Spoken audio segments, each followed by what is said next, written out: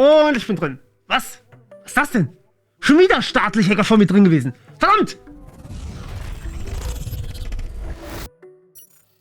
Und damit herzlich willkommen zu den neuesten IT-Trends, eurem IT-News-Format des Vertrauens. Und zwar heute mit tollen Themen wie dem Steam Deck, das übrigens auf Arch Linux basiert, aber auch natürlich Spreadshirt, welches gehackt wurde. Und Gesichtsüberwachung in Online-Games ist auch heute ein Thema, genauso wie einem der schlimmsten staatlichen Hacks, die wir seit sehr langer Zeit hatten. Ich wünsche euch viel Spaß. Und natürlich, es könnte gar nicht anders sein. Wir starten mit den Hacking-News. Und zwar heute mit dem Spreadshirt-Hack. Spreadshirt ist eine Webseite, wo ihr euch T-Shirts designen könnt. Und nein, das ist definitiv kein Sponsoring.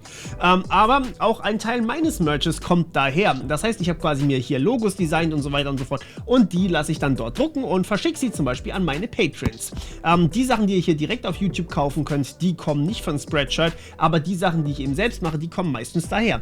Was bedeutet, ich bin auch Teil des Leaks. Und das ist schon mal der erste Hinweis für euch. Wenn ihr betroffen seid, habt ihr eine E-Mail von Spreadshirt bekommen, wo drin steht, ey, sorry Leute, wir wurden Opfer eines Cyberangriffs und das hier sind die Probleme, die wir haben.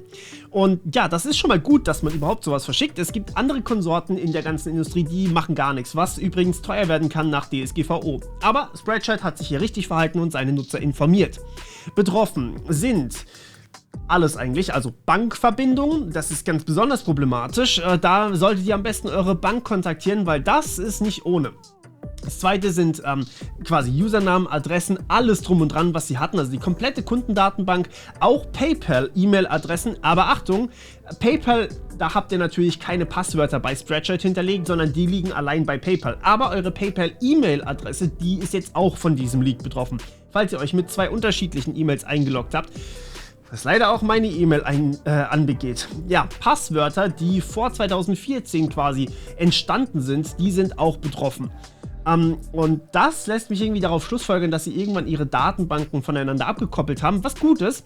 Allerdings wollten sie auf Anfrage von Heise nicht sagen, was für Passwort-Hashes sie benutzt haben. Das heißt, geht am besten mal davon aus, dass eure Passwörter im Klartext gespeichert wurden. Also im Endeffekt ist alles betroffen. Das heißt, für euch jetzt im Klartext, wenn ihr irgendwo eure Passwörter, eure E-Mail-Adresse benutzt habt, vor allem die Passwörter, solltet ihr sofort alle Passwörter ändern. Denn ansonsten können sich die Leute sofort als ihr quasi ausgeben, sich einloggen und dann halt Sachen mit eurem Namen machen, was nicht so gut ist. Außerdem solltet ihr generell einen Passwortmanager verwenden und wenn möglich an den Seiten Zwei-Faktor-Authentifikation, dann macht sowas nämlich eigentlich relativ wenig.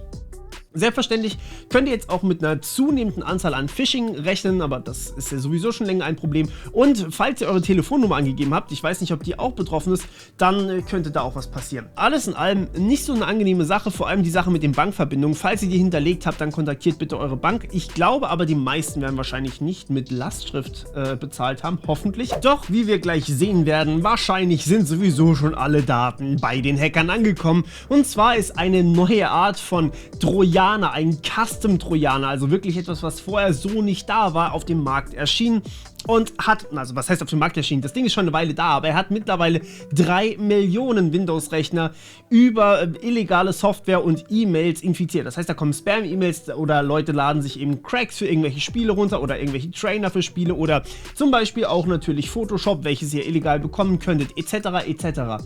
Darüber wurden 3 Millionen Windows-Rechner infiziert und ja, es wurden einfach unglaubliche Mengen gestohlen, okay? Also sowas wie 26 Millionen Login-Daten von über 1 Million Website, 1,2 Terabyte persönliche Daten, 1 Million E-Mail-Adressen wurden geleakt, über 2 Millionen Cookies wurden geklaut und über 6 Millionen andere Dateien, also alles, ja. Was ihr hoffen könnt, ist natürlich, dass sowas wie Unterschriften oder sowas wie Ausweisfotos oder sowas nicht auf eurem Rechner drauf waren, weil sonst habt ihr natürlich dabei ein großes Problem. Und ansonsten, ja, was soll man da sagen, ne? Geht einfach davon aus, dass alles von euch gestohlen wurde und dass ihr Opfer von Identitätsdiebstahl werdet. Dann ist es wahrscheinlich das Beste, dann könnt ihr euch am besten drauf vorbereiten.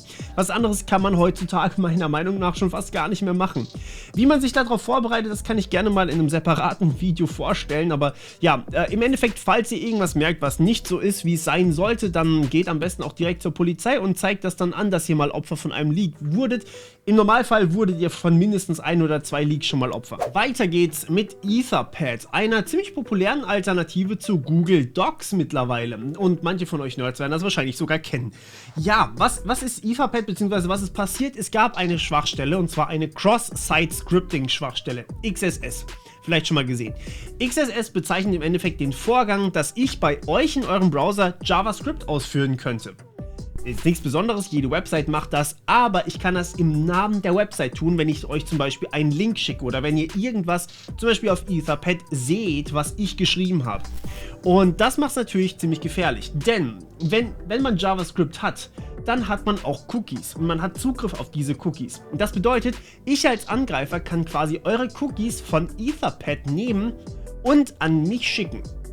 Wenn ich im Besitz von euren Cookies bin, dann bin ich eingeloggt als ihr. Das bedeutet, ich kann alles tun, was ihr tun könnt, außer vielleicht das Passwort aktualisieren, weil da muss man normalerweise das alte Passwort nochmal nehmen und das Passwort habe ich ja nicht. Ich habe wirklich nur euren Cookie. Das heißt, eure Accounts sind vielleicht jetzt nicht geklaut oder sowas, aber es könnte sein, dass diese Person, dieser Angreifer, sensible Daten gefunden hat. Und zum Beispiel, falls ihr in Etherpad irgendwelche Passwörter gespeichert habt, irgendwelche sensiblen Informationen, vielleicht sogar irgendwelche Telefonnummern, E-Mail-Adressen, all das könnte jetzt geleakt sein. Das heißt, ja, ihr musstet zwar was dafür tun, aber ich kann euch nicht genau sagen, was ihr dafür tun musstet. Das kommt auf den Angriff drauf an, aber geht am besten mal davon aus, dass die Sachen nicht unbedingt sicher sind, falls ihr da irgendwie mehr damit macht. Und wo wir es gerade von sensiblen Daten haben.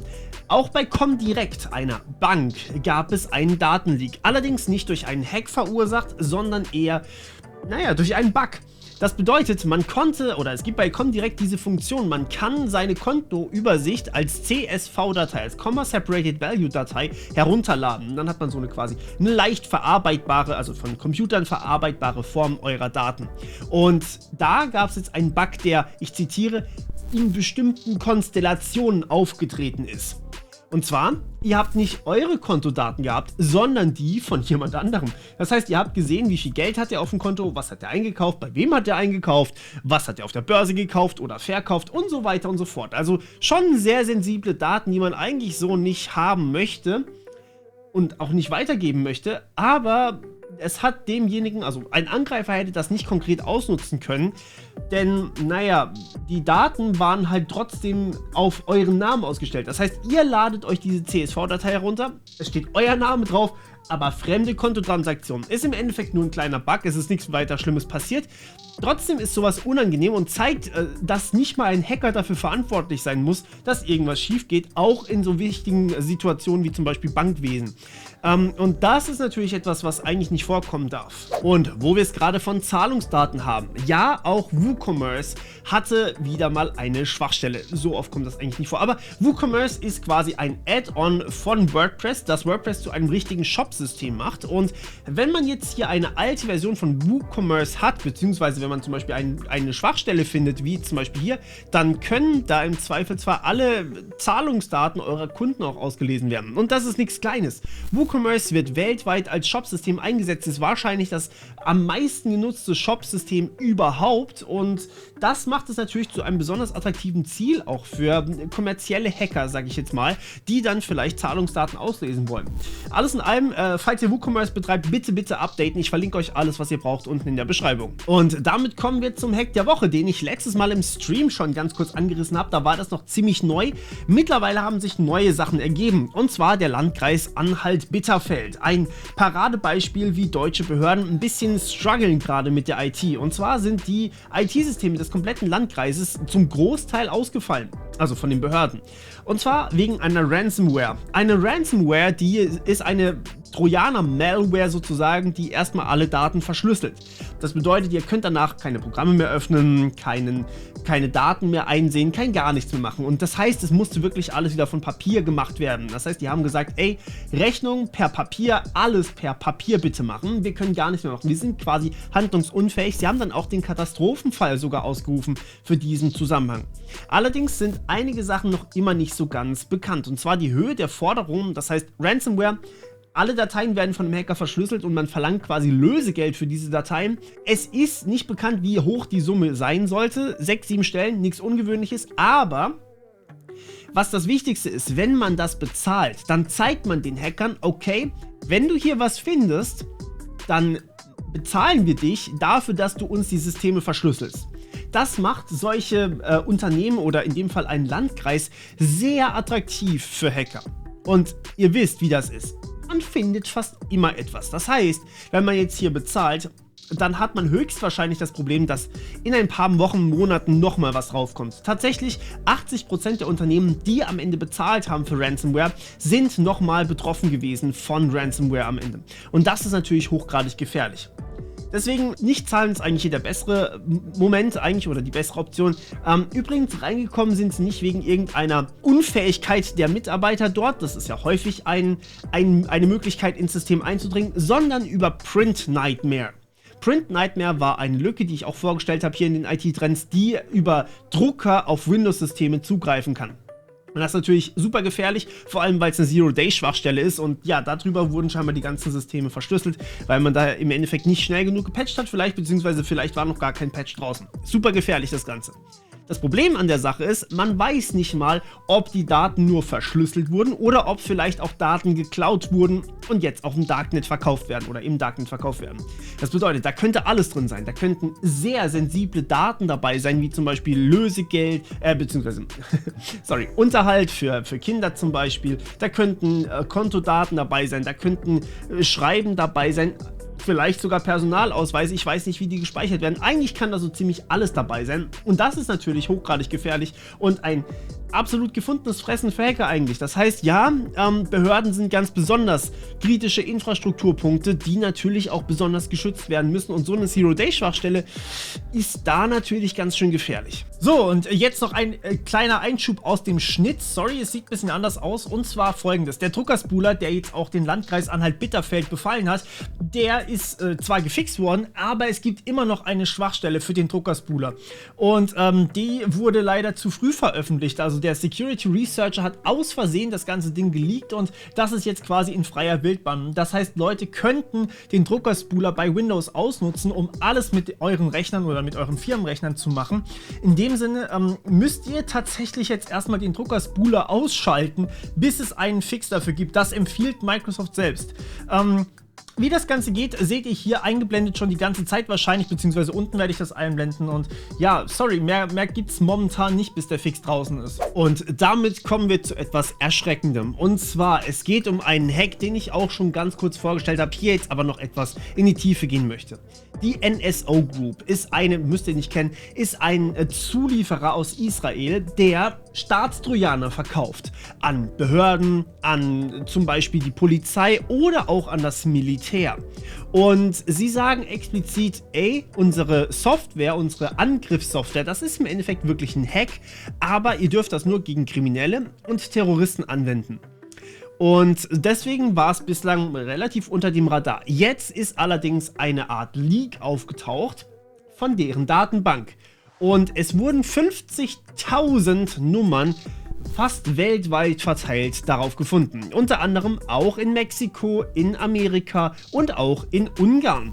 Und teilweise müssen die ja nicht unbedingt an der Landesgrenze aufhören, die Ermittlungsbehörden, ne? Und so befinden sich unter diesen 50.000 Nummern auch über 180 Journalistennummern. Von zum Beispiel der Financial Times, CNN, New York Times, Reuters etc. Das heißt Journalisten, die zum Beispiel in Amerika arbeiten oder in den USA oder eben vielleicht auch in Europa. Hauptsächlich investigative Journalisten. Unter anderem war da auch ein mexikanischer Freelance-Journalist dabei, das heißt, der war unabhängig und der ist jetzt tot. Und zwar, weil die Täter wussten, wo er war. Sein Handy wurde aber nie gefunden für eine Analyse. Das zeigt doch, dass Journalisten definitiv darauf setzen müssen, dass sie eine gewisse Privatsphäre haben, damit sie leben können, damit sie ihren Job ausführen können. Und eigentlich ist die Pressefreiheit in einem Land wie Deutschland fest verankert im Grundgesetz. Das Problem ist, den Staatstrojaner, den haben wir auch und wir sehen, was damit passieren kann. Also eigentlich sollte so etwas ziemlich verboten sein. Und trotzdem wurde der Staatstrojaner bei uns auch zugelassen.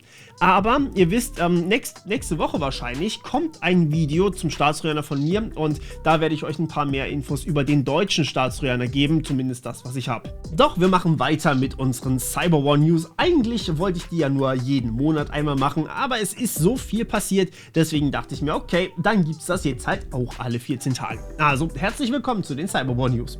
Ja, was ist passiert? China natürlich mal wieder hat eine Schwachstelle ausgenutzt und zwar in SolarWinds. Das heißt genauer gesagt in SurfU. Kurz zu SolarWinds. SolarWinds hat überall auf der Welt wirklich sehr viele Kunden und unter anderem eben auch einige Behörden, einige recht hohe Behörden in den USA und dort gab es nun eine weitere Schwachstelle. Also nicht nur der Hack des Jahres letztes Jahr, ja, das war schlimm, jetzt kommt SurfU. SurfU ist sozusagen der Managed FTP-Server, das heißt, da wo quasi Dateien ausgetauscht werden können von SolarWinds. Und da gab es jetzt auch eine Zero-Day-Schwachstelle, die vor kurzem von Microsoft gefunden und repariert wurde sie auch schon, aber sie wurde ausgenutzt, wahrscheinlich von chinesischen Staatshackern mal wieder und das bedeutet, man hat halt wirklich gezielt diese Zero-Day-Schwachstelle ausgenutzt, um vielleicht noch ein paar mehr Informationen von Firmen zu bekommen.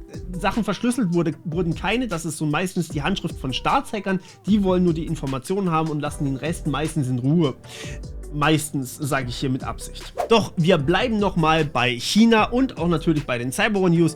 Und naja, es gibt ab sofort, beziehungsweise in letzter Zeit, mehr Malware für Linux-Systeme als für Windows-Systeme. Das klingt erstmal ein bisschen komisch, hat aber einen natürlich verständlichen Hintergrund. Kurz zum Malware, warum das gerade so brisant ist. Und zwar, es gibt eine Malware, die nennt sich RedXOR, die jetzt zu VirusTotal ein paar Mal hochgeladen wurde von größeren Unternehmen. Und diese RedXOR nutzt im Endeffekt einige Funktionen von Open Source Malware Kits sozusagen und baut euch eine Backdoor, die kann alles, ja. Also das heißt, wir haben hier so Proxy zwischendrin, das heißt, die tatsächlichen Besitzer der Malware werden irgendwie nicht bekannt.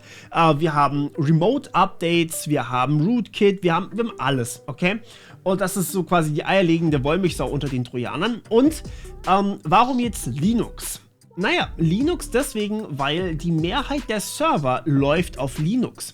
Und das bedeutet natürlich auch, wenn wir Server infizieren, dann können wir direkt und viel mehr Informationen bekommen über die Firmen. Und vielleicht können wir darüber noch andere Software irgendwie infizieren und so weiter und so fort. Das bedeutet, Server sind einfach das viel attraktivere Ziel als eure lächerlichen Privatcomputer. Und deswegen geht China gerade momentan her und macht mehr für Linux als für Windows. Doch tatsächlich weiß natürlich auch China, dass viele Staaten immer noch auf Windows laufen. Und so ist die nächste Malware auch von China, aber für Windows-Systeme. Und hier eigentlich eine relativ klassische Strategie. Man verpackt, in diesem Fall war es eine Covid-Case-Study, was ich ziemlich dreist finde, ehrlich gesagt, hat man verpackt und dann per E-Mail quasi als Dropbox-Link verschickt. Und ja, tatsächlich haben sehr viele von den ostasiatischen Ländern diese Datei offensichtlich geöffnet und man hat statt vor ein paar Wochen noch 300 Infizierten mittlerweile über 1000 infizierte Systeme, was natürlich hochgradig gefährlich ist. Die Systeme sind im Endeffekt so dann manipuliert worden, dass Chromes Cookies quasi gestohlen wurden, das habe ich euch ja gerade schon erklärt. Wenn man die Cookies hat, kann man sich als diese Person einloggen und man hat natürlich dann auch sowas wie Zoom ein bisschen verändert, sodass man quasi mitschneiden konnte und alles mitlesen konnte und das wurde dann zu Command-and-Control-Servern geschickt.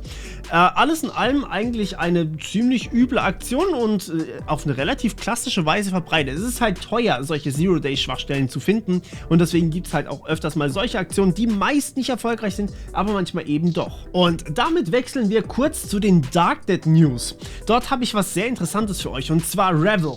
Revil kennt ihr wahrscheinlich als gigantische Darknet-Gruppe, Hacking-Gruppe, Ransomware-as-a-Service-Gruppe, die quasi Ransomware an Kriminelle verkauft hat und dann eben Lösegeld eingestrichen hat. Und ja, die haben solche riesigen Dinger gemacht, wie zum Beispiel die Ölpipeline in USA übernommen und dann Lösegeld dafür verlangt. Kaseya übernommen, das Zulieferer für zig Unternehmen war. Über 1000 Unternehmen waren betroffen von diesem Hack und sie haben 70 Millionen Dollar Lösegeld verlangt und so weiter und so fort. Deren Website im Darknet ist jetzt tatsächlich verschwunden. Einfach weg. Und weg. Ja, warum? Nun, ich nehme mal an, dass irgendwer Informationen über sie gefunden hatte. Das heißt, irgendjemand bei irgendwelchen Behörden hatte zum Beispiel eine sehr, sehr intensive Untersuchung speziell gegen Revil gestartet und sie haben gemerkt, oh oh, es wird brenzlig und sie haben einfach alles gelöscht. Sozusagen ein Panic Wipe. Das ist ja jetzt gerade nichts Seltenes. Man hat dann einfach so eine Möglichkeit, zack, und alles wird gelöscht. Und zwar so gelöscht, dass man es nicht mehr wiederherstellen kann. Dann ist es super, super schwer, irgendwas wieder rauszufinden. Und naja, die Gruppe kann abtauchen und vielleicht in ein paar Jahren oder sowas wiederkommen, wenn sich die Sache beruhigt hat. Wenn auch nur einer von denen bezahlt hat, von den Opfern von Revil, dann müssen die eigentlich nicht mehr arbeiten und haben sozusagen ausgesorgt. Alles in allem aber entweder beunruhigend oder beruhigend, dass sie verschwunden sind, aber ja, es wird sich noch was tun. Ich bleibe selbstverständlich für euch dran. Und damit kommen wir auch schon zum Aufreger der Woche. Hier mit dem Paradebeispiel von Swisscom, einem Schweizer Telefonunternehmen, die sozusagen die Infrastruktur bereitstellen. Hier aber tatsächlich ein Paradebeispiel sind, warum man Redundanz braucht. Und das möchte ich gerade kurz ein kleines bisschen erklären. Und zwar, was ist passiert? Swisscom ist ein Anbieter von Telefondiensten. Ja? Das heißt, man kann darüber auch natürlich den Notruf rufen. Und das ging in der Nacht von Freitag auf Samstag, also nicht letzte Nacht, sondern quasi die Woche davor, ja, schon ein bisschen her, sorry, ging das gar nicht sozusagen. Und das ist natürlich ein Riesenproblem, denn gerade in dieser Nacht war wegen Starkregen, waren die Rettungskräfte ständig im Einsatz. Und wenn natürlich die nicht erreichbar sind, dann ist das ein Riesenproblem. Dann gefährdet hier die Infrastruktur, die Software, wieder einmal Menschenleben. Wir kommen immer näher an den Punkt, wo Software und die Zuverlässigkeit der Software gleich Menschenleben ist. Krankenhaus, Notrufnummern, all diese Themen, die ich hier auch regelmäßig vorstelle, das sind nicht nur Security-Themen, sondern auch Safety-Themen. Im Englischen unterscheidet man das ganz schön. Security ist quasi IT-Security, nichts darf gehackt werden, und Safety ist Menschenleben müssen geschützt werden. Und hier haben wir sozusagen mal die Überschneidung. Nicht immer ist das der Fall, manchmal ist es auch nur finanziell. Hier ist es die Überschneidung auf jeden Fall. Denn wenn man den Notruf nicht wählen kann, kann es sein, dass man stirbt. So, soweit so gut. Das Problem an der Sache ist jetzt natürlich, was genau meine ich jetzt mit Redundanz? Also, dass es ausgefallen ist Mist. Es ist durch ein Softwareproblem passiert, also nicht durch einen Hacker oder sowas, könnte natürlich auch sein, aber es war ein Softwareproblem, ein Bug sozusagen, dass dann eben nichts mehr funktioniert hat. Ein Bug, den man natürlich auch testen kann und so weiter, und man kann ihn finden. Schön und gut soweit. Ja, ich weiß, Tests sind wahnsinnig wichtig, aber, und das ist jetzt mein wichtigster Punkt, Menschen machen immer Fehler. Irgendwann kommt was durch. Irgendwann ist vielleicht mal eine Sache nicht getestet. Das ist ein Riesenproblem in der Informatik, dass man nicht alles testen kann. Es geht einfach nicht. Es ist wirklich ein hartes Informatikproblem. Es ist nicht irgendwie einfach nur, Menschen machen Fehler, sondern wer soll die Tests testen? Wer testet die Tests, die die Tests testen? Okay? Irgendwann kommt was durch, was eure Infrastruktur lahmlegt. Auch bei so einem kritischen Unternehmen wie einem Telefonnetzbetreiber. Und hier muss man nachdenken, was kann ich tun, damit ich ein Backup habe, damit ich sozusagen Redundanz habe. Kann ich vielleicht sagen, okay, wir haben diese Telefondienstleister und falls die nicht funktionieren, dann schwenken wir automatisch um auf einen anderen Dienstleister, zum Beispiel satellitenbasiert. Das ist jetzt nur eine Option von mir. Ich bin in dem Thema nur so halb drin, okay? Aber das wäre eine Lösung, die ist in der IT-Security relativ weit verbreitet. Auch zum Beispiel bei selbstfahrenden Autos. Wenn eine Komponente ausfällt, dann gibt es trotzdem immer ein Fail-Safe-System. Dieses Fail-Safe-System, also quasi ein System, das dafür sorgt, dass falls was kaputt geht, dass es dann sicher kaputt geht. Also für den Menschen sicher kaputt geht. Dieses Fail-Safe-System sollten wir bei allem, was irgendwo kritisch ist, auf jeden Fall meiner Meinung nach etablieren und ja, auch eben bei Telefondienstleistern, denn solche Dienste sind extrem wichtig. Doch lasst uns zu den Privacy News kommen und die habe ich jetzt tatsächlich mal unterteilt in Win und Fail der Woche von den Privacy News, also wirklich nur von denen. Es gibt nachher noch Win und Fail, aber auch bei den Privacy News diese Woche hat das einfach super gepasst, und zwar die Piratenpartei, ja, die kennt ihr vielleicht, das ist die Partei, die sich auf die Fahne schreibt, haha, Wortwitz, die Fahne, versteht ihr? Wegen Piratenfahne. Sorry.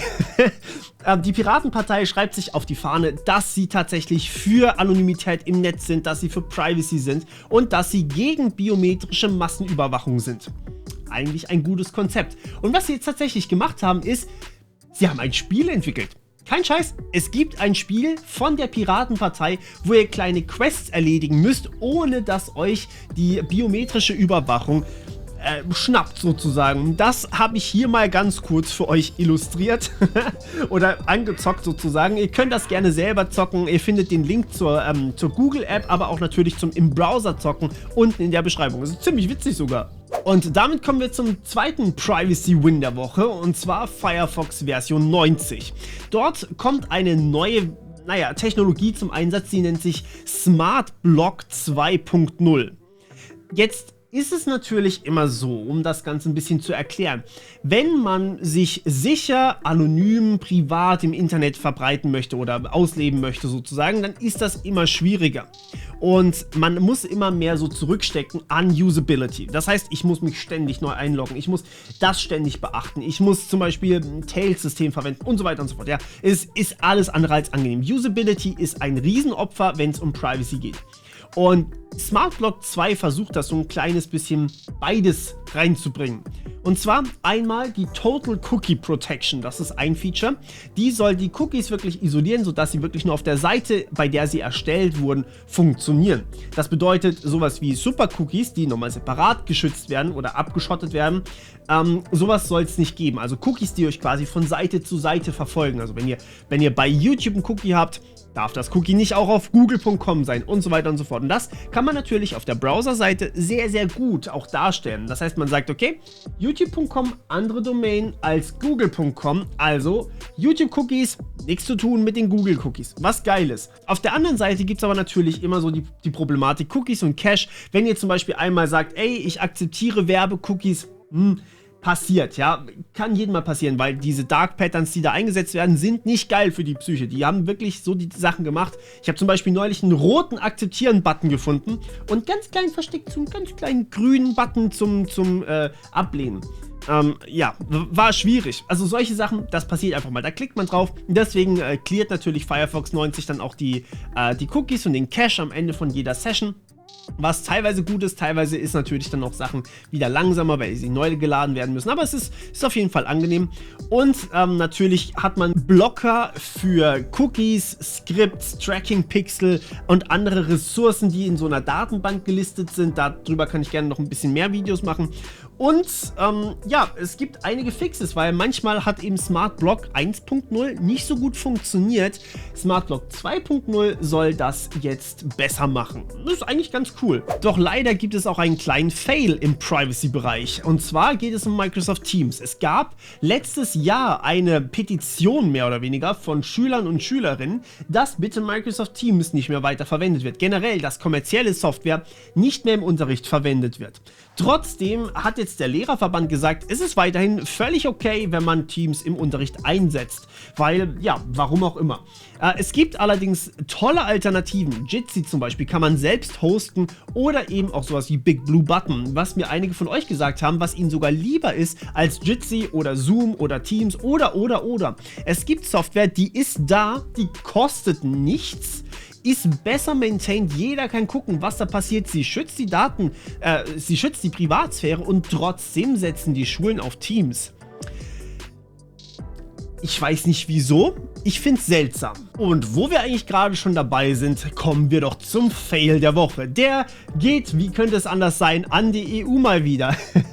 Und es ist eigentlich schon fast witzig, es ist schon fast ein Meme geworden. Aber was jetzt passiert ist, ist Folgendes.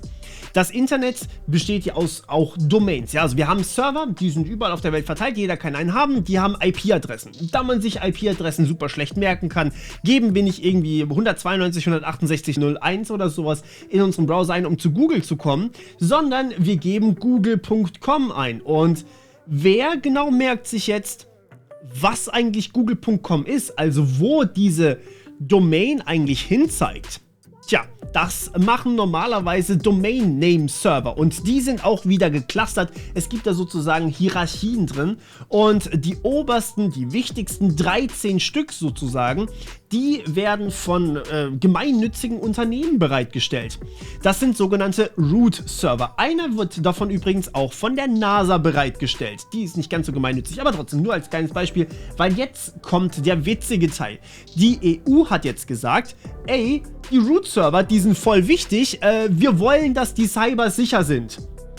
Und es drohen bis zu 2% des jährlichen Umsatzes als Strafe, wenn sie das nicht sind. Ist denen völlig egal, wo genau das eigentlich ist. Die sagen einfach, wir bestimmen auch gleich über die USA mit. Und sagen somit im Endeffekt, die EU möchte bei der NASA mal kurz Mäuschen spielen, ob deren Root-Server sicher sind. Und falls nicht, möchte die EU die NASA dazu verdonnern, 2% des Jahreseinkommens an die EU zu zahlen, weil deren Root-Server nicht sicher war. Jetzt findet ihr es auch witzig, oder?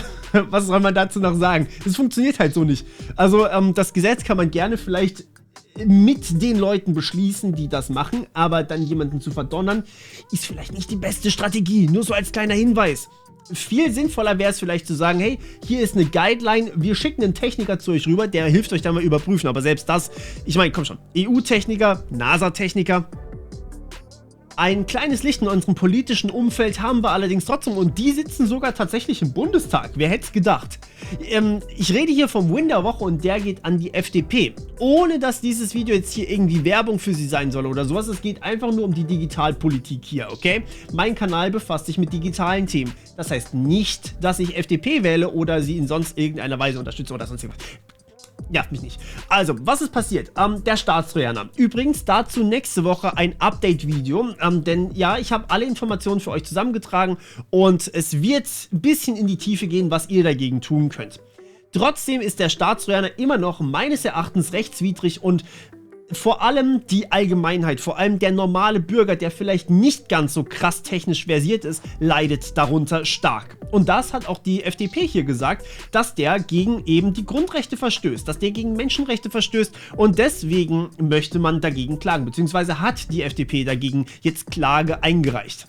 Das Problem an der Sache ist, dass das natürlich der großen Koalition, die den Staatstrojaner beschlossen hat, ziemlich bewusst ist wahrscheinlich. Denn die Gerichte, bis die da mal was entschieden haben, beziehungsweise bis so eine Verhandlung wirklich mal zustande gekommen ist und sich nicht über mehrere Jahre verschleppt hat, das kann Jahre dauern. Das heißt, es wird Jahre dauern, bis irgendwann mal gesagt wird, ey, Staatstrojaner illegal, aber so lange darf tatsächlich der Staatstrojaner trotzdem von allen 19 Geheimdiensten eingesetzt werden. Es ist aber trotzdem mal gut, dagegen überhaupt Klage einzulegen. Das zeigt schon mal, dass man es einigermaßen verstanden hat. Aber das kann man leider eben nicht von den aktuell regierenden Parteien behaupten. Trotzdem, danke für die Klage. Und dementsprechend kommen wir zu den Hardware-News und ich freue mich hier, das Steam Deck vorstellen zu dürfen. Also nicht irgendwie in einem Sponsoring, auch nicht ich hab's getestet, sondern es wird erscheinen. Und zwar, was ist daran so besonders? Naja, es ist im Endeffekt eine mobile Gaming-Konsole, ähnlich wie die Switch, aber ihr sollt eure ganze Steam-Bibliothek darauf zocken können. Das bedeutet, alle Spiele, die ihr euch jemals im Sale gekauft habt und von denen ihr immer noch denkt, ey, ich müsste sie mal zocken, ja. Was genau ist daran jetzt so geil? Warum bin ich so hyped? Naja, das Ding basiert nicht auf Windows-Basis, weil Windows einfach zu viel Leistung zieht, sondern auf Arch Linux-Basis. Also, das ist mein System, ja, das ist genau das System, was ich benutze und wo ich so glücklich drüber bin. Und das ist schon ziemlich geil. Aber jetzt fragt ihr euch vielleicht, Gaming auf Linux, wie kann das funktionieren? Und die Antwort ist eigentlich relativ einfach. Steam entwickelt seit einer sehr langen Zeit an Proton. Das ist eine sozusagen Emulationsengine, die dafür sorgt, dass Spiele auch unter Linux wirklich gut funktionieren. Das klappt echt sehr, sehr gut. Ich habe bisher vielleicht 2 oder 3 Spiele gehabt, und das ist schon eine Weile her, die mal abgestürzt sind. Ansonsten klappt das echt verdammt gut. Und das ist natürlich schon irgendwie eine ziemlich coole Lösung. Aber jetzt kurz natürlich zu der Hardware auch, was kommt da eigentlich alles rein? Und das Ding basiert komplett auf AMD, weil, sagen wir, Nvidia hat es nicht so mit Linux-Treibern, okay? Sagen wir es einfach mal so. Es wird eine CPU auf Zen 2 Architektur haben mit 2,4 bis 3,5 GHz, also bis zu 448 Gigaflops, also Giga Floating Point Operations pro Sekunde. Das ist quasi die Recheneinheit, wie viele Rechnungen mit Gleitkommazahlen kann man in der Sekunde machen. 448 mal Giga, also Mega ist 1 Million, Giga ist 1 Milliarde, das heißt 448 Milliarden Operationen Operationen pro Sekunde, ihr kennt das vielleicht. Die GPU, also die Grafikkarte, wird auch auf AMD-Basis sein und zwar mit etwa 1,6 Teraflops. Das hört sich jetzt viel an oder wenig an, für manche vielleicht. Zum Vergleich, die PlayStation 4, die originale PlayStation 4 hatte ungefähr 1,8 Teraflops.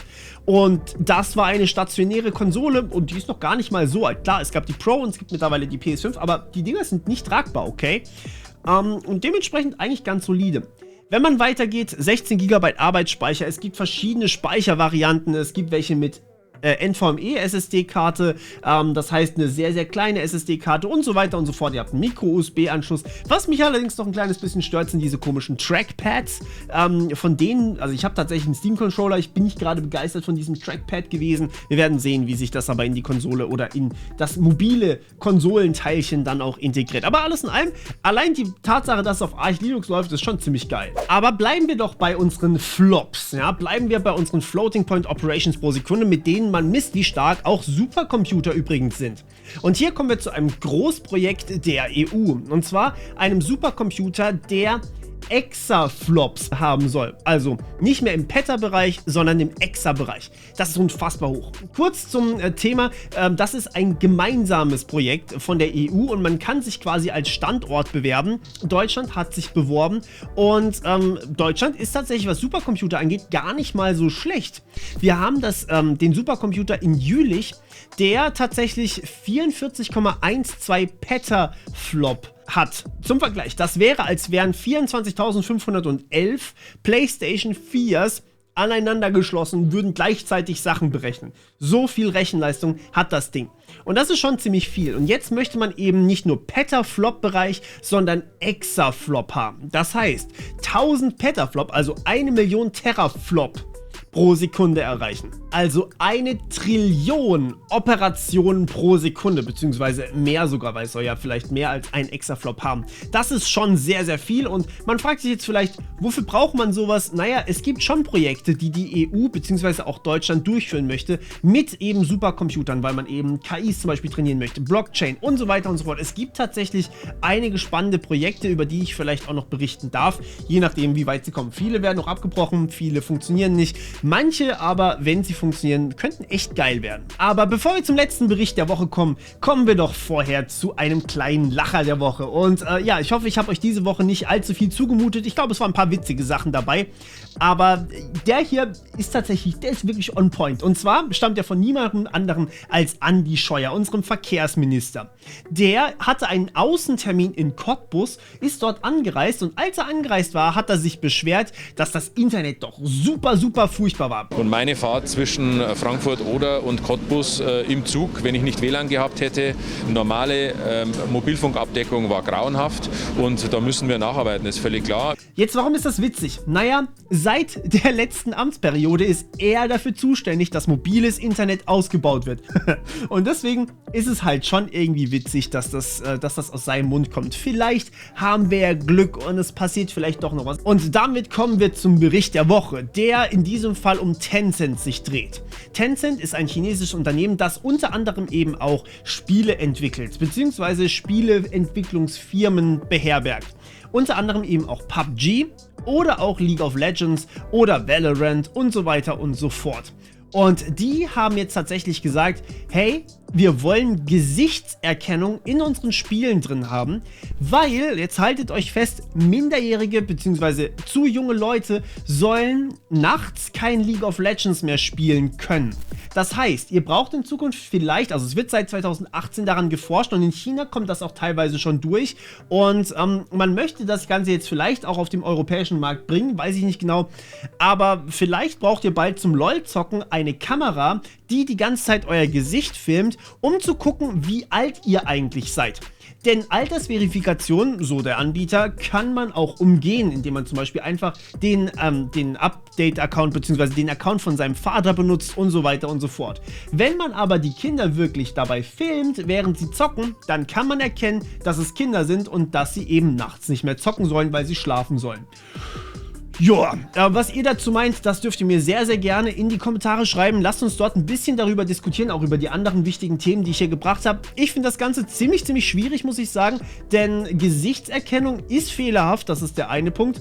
Und auf der anderen Seite, Privacy, hallo? Und warum ist das eigentlich nicht Sache der Eltern, zu entscheiden, wann die Kinder zocken und wann nicht? Das ist ja eigentlich nicht Sache des Staates oder von dem Spieleentwickler, würde ich sagen. Naja, wie auch immer, wir hören uns wieder beim nächsten Mal. Ich danke euch, dass ihr so lange dabei wart. Bis dann. Ciao.